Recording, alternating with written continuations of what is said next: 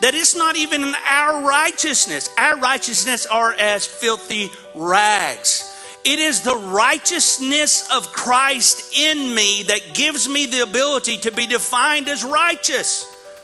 But in order to walk in the righteousness of Christ, it must be firmly planted from a holy fear of who He is. I'm not terrified of God. I'm not trembling because He's almighty and think He's going to cast a lightning bolt down and zap me up. Now I'm going to tell you, when I was a heathen, I thought that. I'm going to tell you straight up, I thought that.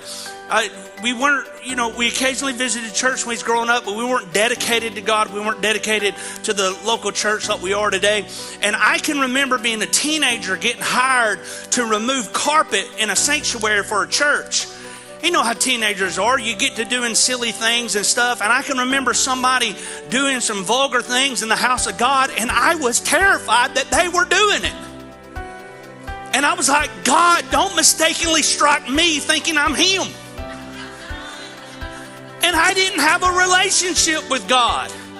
But now that I have a relationship for God, I'm not terrified that He's going to strike me down, but I am fearful because He is almighty. He is the one who sits on the throne. He is the one who is El Shaddai. He is the great I am. And I cannot change His word to where I can live a life and make the decisions that I want to and say, God, fit into my box. No, my life has to fit into His design and purpose of who I am as a son of God.